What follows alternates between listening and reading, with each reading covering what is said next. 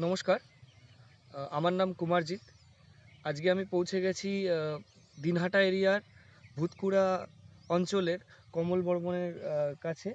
উনি আমাদের সাথে আমাদের পণ্য ব্যবহার করছেন বহুদিন হয়ে গেল এবং আজকে উনি নিজে স্বতঃস্ফূর্তভাবে ওনার ক্ষেতে, ওনার জমিতে আমাদের ডেকে এনেছেন যেহেতু উনি খুব ভালো রেজাল্ট পেয়েছেন আমাদের কিছু পণ্য ব্যবহার করে। এটা ওনার মুখ থেকে আপনারা শুনে নেবেন এবং আমাদের সাথে আছে আমাদের এই এরিয়ার এই এলাকার যিনি আহ, আমাদের কর্মী আছেন, সুকুমার দা।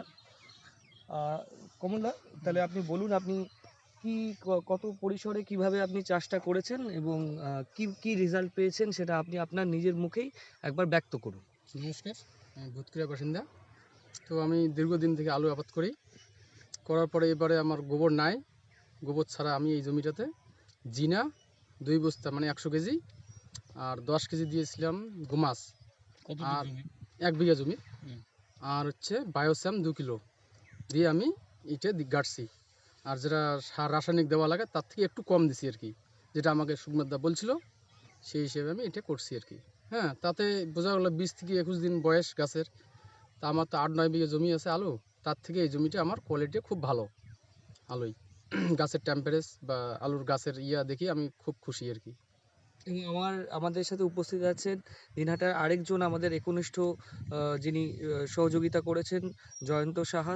তাকে আমি অনুরোধ করব যে জমিটা একটুখানি দেখিয়ে দেওয়ার জন্য।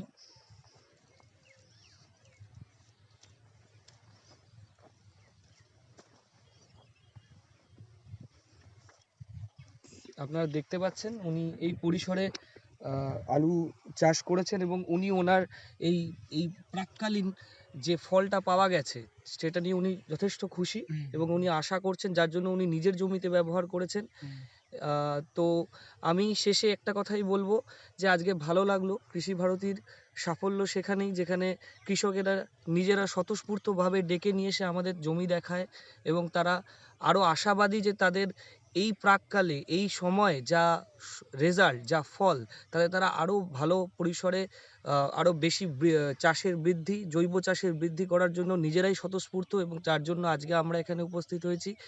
আর আমরা প্রত্যেকটা কৃষক সভায় বলি যে জৈব এবং রাসায়নিকের যে একটা সুষম ব্যালেন্স আছে সেটা মেনটেন করা এবং জৈব চাষে আপনাকে সহায়তা করার জন্য কৃষি ভারতীর যেসব পণ্য যেগুলো উনি বললেন, আর আমরা প্রত্যেকটা কৃষক সভায় বলি আপনারা ব্যবহার করবেন বায়োচ্যাম, আপনারা ব্যবহার করবেন জিনা আমাদের ভার্মি কম্পোস্ট এবং গ্রোমাস, যেটা আমাদের পরিচিত খুব কৃষক মহলে সমাদৃত একটি জৈব সার।